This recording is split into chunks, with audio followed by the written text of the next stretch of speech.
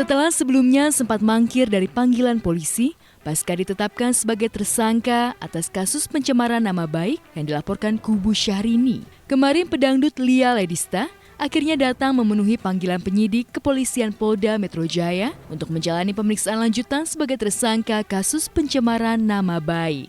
Usai menjalani pemeriksaan, Lia mengaku dicecar 19 pertanyaan oleh penyidik terkait ungkapannya di sebuah acara talk show yang dinilai kubu Syahrini telah mencemarkan reputasinya di hadapan publik. Tapi sekuat tenaga, Lia menepis semua tudingan kubu Syahrini. Apalagi ia berdalih sama sekali tak pernah menyebut secara spesifik identitas pengusaha yang sempat disindirnya. Kaget, maksudnya loh ternyata masih berlanjut karena kan menurut aku pribadi keterangan yang aku kasih kemarin itu sudah cukup gitu. Ternyata mungkin aku nggak tahu, tapi memang haknya beliau-beliau untuk menetapkan ya kan. Ya. Haknya beliau-beliau menetapkan Lia sebagai tersangka utama. Tapi kita tetap ikutin lah jalurnya kayak gimana gitu. Yang penting kita kooperatif ya. Meski terus berusaha menepis tudingan kubu Syahrini, personil 3 serigala ini mengaku tak takut jika kelak harus menjalani persidangan atas kasus yang menjeratnya. Kalau dibilang takut, ya enggak, karena aku selalu kooperatif. Aku nggak kemana-mana, jadi kapanpun aku dipanggil sebagai apapun ya aku akan datang sebagai warga negara yang baik gitu. Aku nggak melarikan diri, aku nggak kemana-mana. Dan saya punya kuasa hukum yang alhamdulillah cukup kooperatif juga. Lia begini, Lia begitu. Bukan pengacara kaleng-kaleng. Bukan pengacara kaleng-kaleng. Jadi maksudnya ya Lia percayalah sama Bang Leo dan dukungan teman-teman FBI. Jadi alhamdulillah sampai detik ini ya baik-baik saja. Siapapun lawannya, kalau kita memang merasa nggak bersalah dan nggak berniat, ya insya Allah kita jalani aja gitu. Karena di sini kan aku sih selalu memberikan keterangan itu, nggak pernah gonta-ganti keterangan, nggak pernah berubah keterangan. Memang dari awal seperti itu, ya aku ceritakan seperti itu gitu sih. Siapapun lawannya sih aku mah Allahu alam lah ya, kita jalani aja, Bismillah. Pandemi sih nggak ada ngaruhnya. Makanya kalau bilang mau pansos, mau belum ada itu, belum ada album karena yang satu lagi hamil, jadi nggak ada keuntungan apapun yang aku dapetin. Yang ada itu stres keluarga akunya sih alhamdulillah. Ya, pedangdut yang identik dengan goyang heboh ini harus menyandang status tersangka akibat ucapannya di sebuah acara tahun 2019 lalu yang dinilai kubu Syahrini telah memperburuk marwah sang princess yang baru saja menyandang status istri pengusaha Reno Barat. Kala itu, Lia menyindir Syahrini punya kedekatan khusus dengan sosok pengusaha tajir asal Kalimantan. Tak terima dengan ocehan Lia, 14 Maret 2019 silam, Syahrini lewat sang adik yang juga manajernya, Aisyah Rani, akhirnya melaporkan Lia ke Polda Metro Jaya.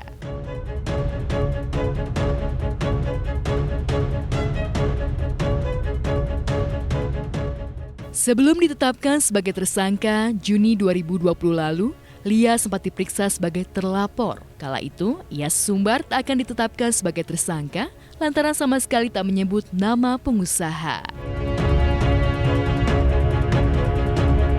Bahwasannya kami kuasa hukum mengatakan klien kami tidak pernah menyerang ataupun menyinggung kehormatan seseorang. Ya, terus saya juga merasa dirugikan dengan pemberitaan yang saya katanya udah DPO, sudah tersangka, itu sangat mengusik gitu loh. Cuma saya masih berdiam diri karena saya mau menjalani sesuai prosedurnya kayak gimana dulu saya jalani gitu. Tapi tolonglah media juga jangan kayak menggiring opini gitu loh. Kalau saya berdiam diri bukan melarikan diri, bukan saya takut gitu. Semua kan ada jalurnya. Saya harus kemana dulu. Saya kalau datang ke Polda ya saya datang ke Polda.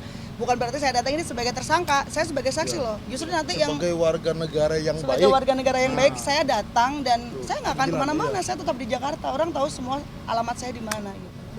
Mbak Lia, berapa pertanyaan Mbak Lia? Kurang lebih 20 lah, kurang lebih tadi. 20 pertanyaan seputar apa? Ya. Apakah mendistribusikan? Enggak. Ya, undang-undang. Jadi yang mengupload segala macam enggak. Apakah sengaja mendatangkan wartawan untuk menyerang nama baik seseorang? Enggak. Gitu-gitu aja sih, simpel-simpel pertanyaannya sebenarnya. Berjalan terus, terlapor juga udah dipanggil, tapi mangkir. Dan ini untuk panggilan kedua, nanti kita lihat seperti apa perkembangannya ya. Agendanya melaporkan klip yang saya clipping.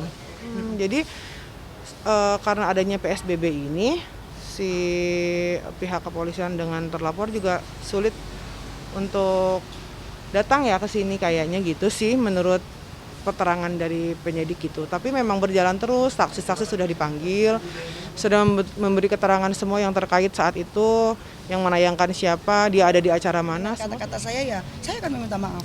Saya bilang gitu aja, belum. Tapi kalau untuk meminta maaf sama seseorang yang langsung berhubungan langsung belum. Tapi kalau memang ada yang sengaja, gara-gara kamu ngomong kayak gini nih, aku jadi gini-gini, kamu harus minta maaf ya. Saya dengan dengan senang hati akan minta maaf. Dengan senang hati akan minta maaf.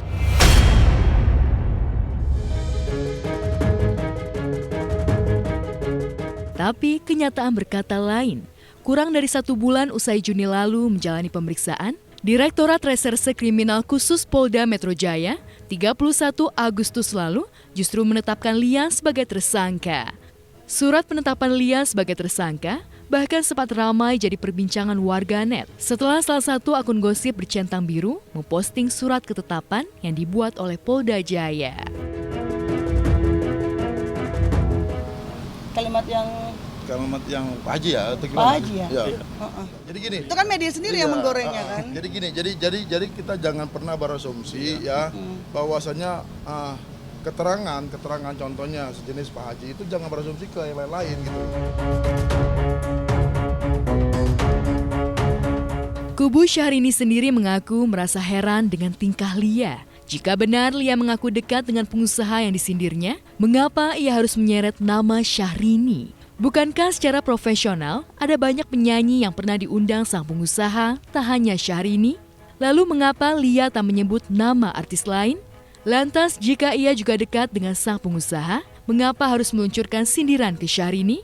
Mungkinkah Lia iri tak merasa tak diperlakukan selayaknya Syahrini atau artis lainnya oleh sang pengusaha? Klien kita menyampaikan kepada seseorang yang baru menikah, mengucapkan selamat terhadap pernikahannya. Apa kurangnya kan seperti itu.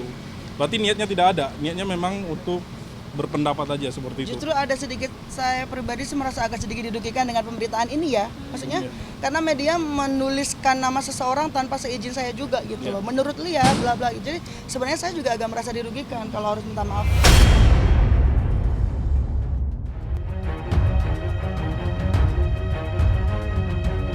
Pertanyaan itulah yang kemudian membuat kubu Syahrini menduga ada serangkaian konspirasi besar antara Lia dan beberapa akun gosip yang diduga kubu Syahrini sempat terlibat menyebarkan video asusila mirip Syahrini untuk meruntuhkan reputasi sang princess cetar membahana badai ini. Ya, dari dulu juga kan ada lover, ada hater yang seperti Syahrini bilang gitu. Cuman yang ini kagetnya ada keterlaluan fitnah soal itu aja, soal dikait-kaitkan, dimirip-miripkan itu aja sih yang keterlaluan. Selebihnya kan kita udah biasa Mbak.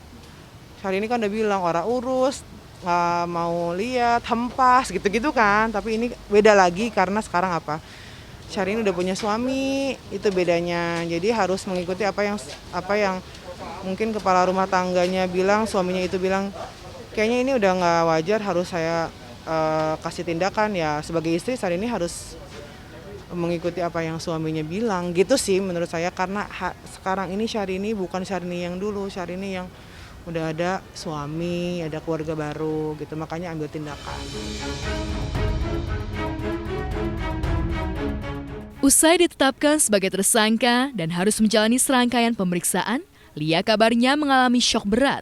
Apalagi di tengah musim pandemi COVID-19, job manggungnya di sejumlah daerah terhenti hingga memengaruhi kondisi ekonomi. Alih-alih bisa mengatasi segala kesulitan ekonomi akibat ulah lisannya, Lia harus berjibaku melawan jeratan hukum yang dilayangkan kubu Syahrini.